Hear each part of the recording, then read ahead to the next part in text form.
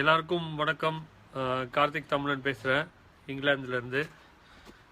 நீங்கள் பார்த்துட்ருக்கலாம், இங்கே வந்து பயங்கர பொழிவு இருக்குது.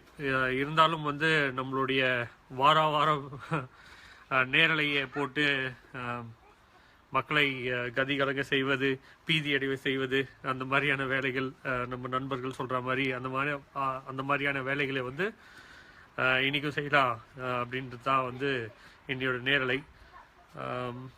இந்த நேரலை எதற்காக அப்படின்னு கேட்டால், சில பேர் வந்து கமல் கட்சியை ஆரம்பித்ததை வந்து விமர்சனம் செய்து இந்த மாதிரி நாங்கள் சில போஸ்ட்லாம் போட்டிருந்தோம். அதில் வந்து சில பேர் வந்து கருத்துக்களை சொல்லியிருந்தார்கள். அவர்களுக்கு வந்து முதல் 5 நிமிடத்தை ஒதுக்கிட்டு அதுக்கப்புறமா நம்ம அதுலேருந்து என்ன பேசலான்னு பார்ப்போம். முதலாவதாக வந்து இந்த மாதிரி நாங்கள் கமலை வந்து கட்சி ஆரம்பித்தோன்னே வந்து உடனடியாக வந்து அவரை வந்து விமர்சிக்கக்கூடாது அப்படின்னு வந்து கருத்து பதிவு பண்ணியிருந்தாங்க. உடனடியாக விமர்சிக்காமல் அவங்க வந்து எல்லாரையும் ஏமாற்றி ஆட்சியை பிடித்த பிறகு வந்து விமர்சிக்கணுமா அப்படின்றது எனக்கு தெரியல. அதே மாதிரி இறந்த ஒரு நண்பர் வந்து இறந்துட்டாங்க. அவங்களோட வணக்கம் நம்ம ஊர் தம்மம்பட்டி அவர்களே, இறந்த குடும்பத்தை வந்து போய் பார்க்குறதெல்லாம் வந்து விமர்சனம் பண்ணுறோம் அப்படின்னு சொல்கிறாங்க. அது இறந்த நண்பரை போய் பார்த்ததுல விமர்சனம் ஒன்றும் இல்லை. ஆனால் இறுதி சடங்கில் வந்து கலந்துக்கிறது வந்து எனக்கு வந்து மரபில்லை, வழக்கம் இல்லைன்னு சொல்லிட்டு அதுக்கப்புறமா போய் அவர் வந்து போகிறதா வந்து நம்ம விமர்சிக்கிறோம். அதனால் அதையும் தெளிவுபடுத்தணும். அதே மாதிரி மக்களை வந்து பீதியடைய செய்யணும் அப்படின்றதுக்காகலாம் இந்த நோக்கம் இல்லை. பாருங்க, இன்னைக்கு வந்து சனிக்கிழமை பனி இருக்கு, குழந்தைங்களோட விளையாடிட்டு இருக்கலாம். ஆனால் வந்து இங்கே உட்கார்ந்து கொஞ்சம் பார்த்து சரிங்க பிரேம், பார்த்து செய்வோம், மெதுவாகவே பேசுவோம். இல்லை எல்லாம் நண்பர்கள் தானே, நண்பராக நினைத்ததுனால தான் நம்ம வந்து அதை பற்றி பேசிட்டு இருக்கோம். இந்த கமலஹாசன் வந்து வந்ததுக்கு அப்புறமா அதை வந்து என்ன சொன்னாங்க, அவரை பற்றி விமர்சிக்கும் போது நாங்கள் வந்து இதை வந்து ஒவ்வொரு வாரமும் வந்து வேற வேலை இல்லாமல் இந்த காணொலி எல்லாம் போட்டு மக்களை வந்து பீதியடை செய்கிறோம் அப்படின்னு சொல்கிறாங்க. அப்படியெல்லாம் இல்லை. எங்களால் முடிஞ்சது அங்கே நேரடியாக களத்தில் வந்து உண்மையாக வேலை செய்கிறவங்க தான் எவ்வளோ கஷ்டப்பட்டு வேலை செய்கிறாங்கன்றது நம்மளுக்கு தெரியும். இங்கேருந்து நம்மளால் ஒரு விழிப்புணர்வை கொண்டு வர முடியுமே, அவ்வளோதான். அதுதான், வேற ஒன்றுமே கிடையாது. இதில் என்னோட மூஞ்சி தெரியணுமோ இல்லை வந்து காணொலி போட்டு மக்களை பீதியடை செய்யணுமோ அந்த மாதிரிலாம் ஒன்றும் பிரச்சனையே கிடையாது. அதே மாதிரி வந்து கமலஹாசன் 1க்கு போகணுமா 2க்கு போகணுமா இதெல்லாம் கூட உங்ககிட்ட தான் கேட்டுட்டு போகணுமா அப்படின்லாம் சொல்கிறாங்க. அது தெரியாது எனக்கு. அது அந்த மாதிரி வேலைகள்லாம் நான் பார்க்கறது இல்லை. அவருக்கு எப்போ வந்தால் போகலாம். அதே மாதிரி நீங்கள் சொன்ன மாதிரி நாங்கள் ஒரு பதிவு போட்டிருந்தோம். இந்த மாதிரி கமலஹாசன் பேசின மேடையிலேயே வந்து நானும் பேசுறதுக்கான ஒரு சிறிய வாய்ப்பு கிடைச்சிது. அதனால அந்த 2 போட்டோவை போட்டு எனக்கு வந்து நாமளும் ஆரம்பிப்போம் அப்படின்னு சொல்லி என்னையே கிண்டல் பண்ணி மக்கள் பீதி மையம் அப்படின்னு சொன்னா அது வந்து பேதி மையம் வைப்போம் அப்படின்லாம் வந்து இந்த 1க்கு 2க்கு பேதி இந்த மாதிரிலாம் பேசிட்டே இருக்கீங்க. அதெல்லாம் வேண்டாம். உங்களுக்கு நேரடியாக இருந்ததுன்னா நேரடியாக சொல்லலாம். அதில் ஒரு முக்கியமான விஷயம், அந்த நேரடியாக சொன்னதுக்கு வந்து இந்த மாதிரிலாம் போடாதீங்க எச்சரிக்கைன்னு சொன்னதுக்கு வந்து அதுக்கு ஒரு ரொம்ப ரொம்ப கேவலமான ஒரு விஷயமா வந்து காசு வந்து 1200 ரூபாய் 1200 பவுண்டு கிடைச்சிது. அங்கே போனீங்க, டிக்கெட்டுக்கு போட்டீங்க. நீங்கள் ஒரு பவுண்டு போட்டிருந்தாலும் அங்கே நாங்கள் வந்து சென்னை ஃப்ளட்ஸ் இருக்கட்டும், அதுக்கு நாங்கள் கலெக்ட் பண்ண ஃபண்ட்ஸாக இருக்கட்டும், இல்லை நடுக்குப்பத்தில் லைப்ரரி ஓப்பன் பண்ணதுக்காக 1200 பவுண்டு தான். அதில் வந்து 700 பவுண்டு வந்து நான் என்னோட சொந்த காசில் டிக்கெட் போட்டு போனதே கலெக்ட் ஆன ஃபண்டோட ஜாஸ்தி. இதில் வந்து ஒரே ஒரு விஷயம், நீங்கள் வந்து அதை விமர்சனம் பண்ணனா எனக்கு ஒரு பிரச்சனை இல்லை. ஏன்னா என்னுடைய மனசாட்சிக்கு தெரியும், என்னுடைய நண்பர்களுக்கு தெரியும், என்னுடைய இது கலெக்ட் பண்ணவங்களுக்கு தெரியும். ஆனால் என்னென்னா சில பேர் வந்து யாருன்னே தெரியாதவங்களாம் அதில் வந்து காசு போட்டுருந்தாங்க. அப்போது வந்து சில பேர் வந்து மான்செஸ்டர்லேருந்து கூப்பிட்டு அவங்களோட ஃபங்க்ஷனில் என்னை இன்வைட் பண்ணி அதுக்கும் காசு போட்டுத்தாங்க. அந்த மாதிரி நல்லுள்ளங்களை வந்து நம்ம வந்து எதுவும் சந்தேகத்துக்கு உள்ளாக்கிடக்கூடாது. அதுதான். ஏன்னா நாளைக்கு வந்து இது மாதிரி ஏதோ நல்லது நடக்கும்போது வந்து யாருமே காசு போட மாட்டாங்க. என்ன கூட சொல்லிக்கலாம், அதில் ஒன்றும் பிரச்சனை இல்லை. அது ஒன்று தான் என்னோட ஒரே ஒரு வேண்டுகோள். அப்புறமா வந்து இந்த விஷயம்லாம் விட்டுருவோம். நம்ம உங்களுடைய கருத்தையை எடுத்துக்கிட்டு நானும் வந்து ரொம்ப நேரமா யோசிச்சேன். இந்த மாதிரி வந்து மக்களை பீதி அடைக்க வைக்காம ஏதாவது பேசுவோம். எப்பயுமே பேசுறது எல்லாமே வந்து மக்களை பீதி அடைகிற மாதிரியே இருக்கு, என்ன பேசுவோம்னு யோசிச்சேன். உங்களுக்கு ஏதாவது தெரியுமா ஏதாவது எதை வந்து நம்ம அப்படி பேசலான்னு? காவிரி மேலாண்மை வாரியம் அமைக்கிறத பத்தி பேசலாம். ஆனா என்ன பண்றது, அது வந்து மேலாண்மை வாரியம் அமைக்கணும்னு சொல்லிட்டு சுப்ரீம் கோர்ட் சொல்லிட்டாங்க. தமிழகத்துக்கு வந்து இவ்வளோ வந்து தண்ணி திறந்து விடணும்னு. அதுவே கம்மியான விஷயம்தான். ஆனா அதையும் வந்து நிதின் கட்காரின்றவர் வந்து இந்த 6 வாரத்துக்குள்ள வந்து திறக்கலாம், இது மேலாண்மை வாரியம் அமைக்க முடியாதுன்னு சொல்லியிருக்காரு. இதை பத்தி பேசினா நீங்க பீதி அடைஞ்சிடுறீங்களா? இது எதற்காக பண்றாங்கன்னு இல்லையா? அப்போ அந்த நம்ம காவிரியை பத்தி பேச முடியாது. ஏன்னா வந்து இது வந்து அவர்கள் வந்து கர்நாடகாவில் நடக்கிற தேர்தலை நோக்கி அவர்கள் வந்து கர்நாடகாவுக்கு அவர்கள் வந்து ஆதரவு, அங்க வந்து அவர்கள் ஜெயிக்கிறதுக்கு வாய்ப்பு இருக்கிறதுனால தமிழகத்துக்கு எதிராக தான் இருப்பாங்க அப்படின்றத பேசினா கொஞ்சம் பீதி அடைய வேண்டி இருக்கும். அதனால அது வேண்டாம். நீட்டை பத்தி பேசுவோமா? இந்த மே வர 2018 மேல திருப்பி வந்து நீட் எக்ஸாம் நடக்க போகுது. ஏற்கனவே நம்ம நீட்டுக்காக நம்மளுடைய தங்கச்சியை வந்து பலி கொடுத்தாச்சு. இந்த தடவை என்ன பண்ண போறோம் அப்படின்னு பேசுவோமா? இந்த நீட்டுனால தமிழக மாணவர்கள் மருத்துவத்துறைக்கே வர முடியாம போகுமே, அதை பத்தி பேசலாமா? இல்ல கவர்மெண்ட் ட்ரைனிங் சென்டர் ஓபன் பண்றேன்னு சொன்னாங்களே அதிமுக அரசு, அது என்ன ஆச்சு?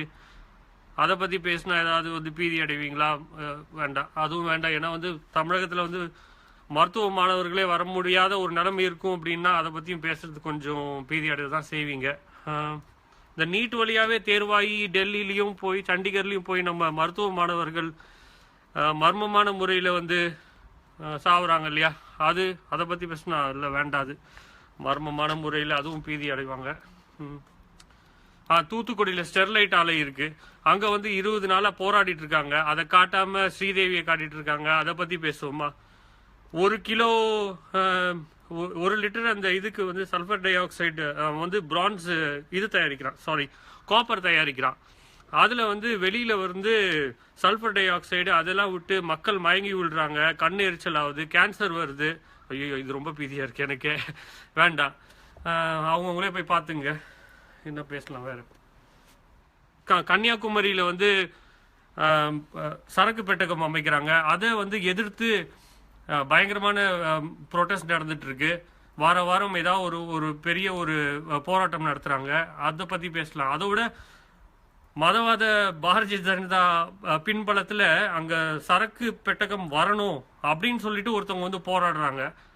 அது எவ்வளவு பெரிய ஒரு நயவஞ்சகமான வேலை, அதை பத்தி பேசலாம். ஆனா அதுவும் சொன்னா அங்க வந்து திருப்பி வந்து அங்க இருக்கவங்க பீதி அடையிறதுக்கு நிறைய வாய்ப்பு இருக்கு. அதையும் விட்டுருவோம். ராஜராஜ சோழன் இருக்காரு இல்லையா, அவரோட சிலையை வந்து தஞ்சாவூர் பெரிய கோயில்ல வந்து 100 வருஷத்துக்கு முன்னாடியே வந்து எடுத்துட்டு போய் குஜராத்ல ஏதோ ஒரு மியூசியத்துல வச்சிருக்காங்க.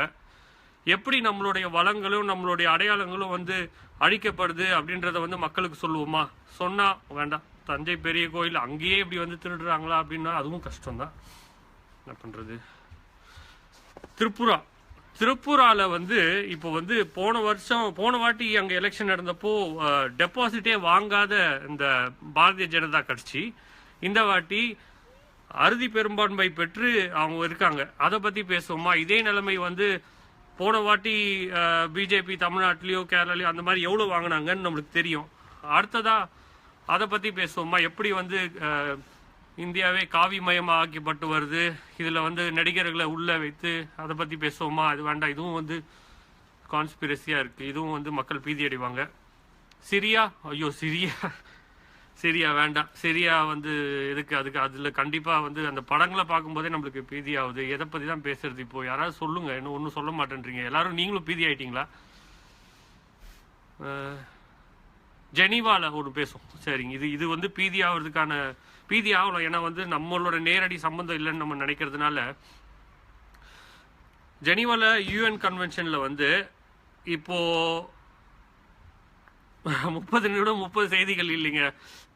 மக்களை வந்து பீதியை அடைய வைக்காம ஏதாவது நம்ம பேச முடியுமான்னு யோசிச்சுட்டு இருந்தேன். அதுதான் வந்து நண்பர்கள் கருத்து சொல்லும் போது அதை நம்ம மதிக்கணும் இல்லையா? ஈழ போராட்டத்தை வந்து அங்க வந்து மீனவர்கள் துயரம் பற்றி பேசும்போது நம்ம வந்து ஒக்கி புயலோ இல்லை வந்து சாகர்மாலாவை பற்றி சாகர்மாலாக்காக தான் அப்படி பேசினாங்கன்னு போது மக்கள் இன்னும் பீதி அடைவாங்க. அதனால் அதை பற்றியும் பேச முடியாது. மக்கள் பீதி அடையாமல் நம்ம என்ன பேசுவோமோ அதை மட்டும் சொல்லுங்கள். நன்றி தவன்ஸ்ரீ. இலங்கையிலிருந்து கொண்டு போய் நோ ப்ராப்ளம். யூஎன்ல வந்து இலங்கையிலிருந்து அங்கே நடந்த ஒரு இன அழிப்பை வந்து யூஎன்ல பேசுறதுக்காக மக்களுக்கு வீசா கேட்டு ஒரு 6-7 பேருக்கு வந்து வீசா கேட்டிருக்காங்க. அங்கே வந்து யுனைடெட் நேஷன்ஸ் அங்கே தான் வந்து நம்ம முறையிட முடியும். அங்கே வந்து அவர்கள் நிஜமாகவே அவர்கள் இனப்படுகொலைக்கு உள்ளாக்கப்பட்டவர்களே நேரடியாக வந்து பேசுறதுக்காக வந்து அவர்களுக்கு வந்து வீசா வந்து சுவிஸ் அரசாங்கம் வந்து தராமல் ஒரு 8 பேர் கேட்டதுக்கு வந்து ஒரு 2 பேருக்கு தான் கொடுத்துருக்காங்க. இதில் என்னன்னா, ஆனால் அந்த சைடில் வந்து பார்க்கும்போது கவர்மெண்ட் மிலிட்ரி அஃபிஷியல்ஸ் அந்த இனப்படுகொலையில் பங்கேற்ற அந்த மக்களுக்கு எவ்வளோ வேணால் வீசா கொடுத்துருக்காங்க. இதனால என்ன ஆகும்னா, நாளைக்கு இந்த மார்ச் மாதம் முடிவில் வந்து அங்கே நடக்க போகிற அந்த இனப்படுகொலை பற்றிய ஒரு டிஸ்கஷனில் வந்து பெரும்பான்மையாக வந்து சிங்களவர்கள் தான் வந்து கவர்மெண்ட்லேருந்து இனப்படுகொலை செய்தவர்கள் தான் வந்து அங்கே நேரடியாக இருப்பாங்க. தமிழ் மக்கள் சார்பாக அங்கே இனப்படுகொலைக்கு உள்ளாக்கப்பட்ட மக்கள்லேருந்து ஒரு 2 பேர் தான் வந்து வர முடியும். இதை பற்றி பேசலாம். இது கொஞ்சம் பீதி அடையாமல் இருப்போம்னு நினைக்கிறேன். இந்த மாதிரி தான் எனக்கு இதான் கஷ்டமாக இருக்குது. எதை பேசினாலும் கொஞ்சம் பீதி அடைகிற மாதிரியே வந்து விஷயங்கள் இருக்குது. ஏன்னா நடக்குது, அதனால தான் அது மாதிரி இருக்குது. ஒரு வாரம் வெயிட் பண்ணி பார்ப்போம். வேறு வழியே இல்லை. எது பேசினாலும் பீதி அடைகிற மாதிரி தான் இருக்குன்னா நம்மளால் ஒன்றும் பண்ண முடியாதுன்னு நினைக்கிறேன். அதே மாதிரி அந்த நண்பர்களுக்கு சொல்லிக்கிறேன், இந்த மாதிரி உங்களுடைய குழந்தையோட பேரை யோசிங்க. அவங்க வந்து தமிழ் பேரா அப்படின்லாம் நீங்கள் கேட்கும்போது குழந்தைகளை பற்றி பர்சனலாக நம்ம போக வேண்டாம். ஏன்னா குழந்தைகளோட வளர்ச்சி, மன வளர்ச்சி அந்த மாதிரிலாம் நம்மளும் வந்து நேரடியாக திருப்பி பேசிட்டோம்னா ரொம்ப நல்லா இருக்காது.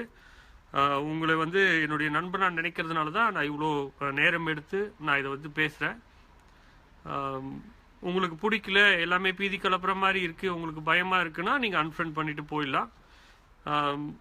இது வரைக்கும் பார்த்த மக்களுக்கு நன்றி. இதில் நான் சொன்னது எல்லாமே வந்து ஒரு விளையாட்டுக்காக வந்து பீதி இல்லாமல் சொல்கிறோம் அப்படின்னு சொன்னேன். ஆனால் எல்லாமே முக்கியமான விஷயம். நீங்களும் வந்து இதில் வந்து போய் பாருங்கள். உங்களுக்கு தெரிஞ்ச விஷயங்களை வந்து மற்றவங்களுக்கு பகிருங்க. விழிப்புணர்வை வந்து நம்ம வெளிநாட்டிலேருந்து கொஞ்சம் தமிழக மக்களுக்கு கொண்டு வருவோம், முயற்சிப்போம்.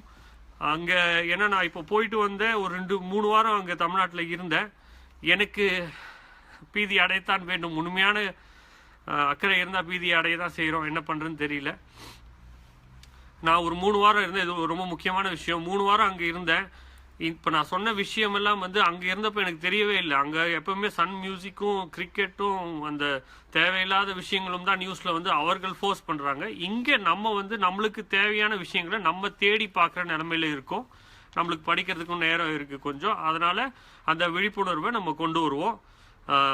எல்லாரும் சேர்ந்து பயணிப்போம். இன்னைக்கு வந்து கடைசியாக இந்த காவிரி மேலாண்மை வாரியத்துக்கு வந்து அமைக்க மாட்டேன் நிதின் கட்காரி சொன்னதுக்கு அப்புறமா அனைத்து கட்சி சார்பாக நம்மளுடைய ரெப்ரசன்டேட்டிவ் தமிழக முதல்வர் வந்து பிரைம் மினிஸ்டர் பார்க்கறதுக்கு ஒரு அப்பாயின்மெண்ட் கேட்டிருக்காரு. அந்த அப்பாயின்மெண்ட்டை கூட கொடுக்காத ஒரு நிலைமையில நம்ம இருக்கோம். இந்த காவிரி பிரச்சனை, நீட் பிரச்சனை, இந்த ஸ்டெர்லைட் பிரச்சனை பெரிய அளவுக்கு வந்து தமிழகத்தில் வந்து போராட்டமாக வெடிக்க போது. இதை வெளிநாட்டு உலக தமிழர்கள் எவ்வளவு ஆதரவு கொடுக்குறோமோ அதை பொறுத்து தான் வந்து நம்ம ஜல்லிக்கட்டப்ப தமிழண்டா அப்படின்னு சொல்லிட்டு வந்துட்டு மறந்துட்டு போனோம்ல, அப்படிலாம் இல்லாமல் தொடர்ந்து நம்ம செய்வோம் அப்படின்றது நம்புகிறேன். நன்றி, வணக்கம். ஏதாவது கருத்து இருந்தால் நீங்கள் கீழே பதிவு செய்யலாம். நன்றி.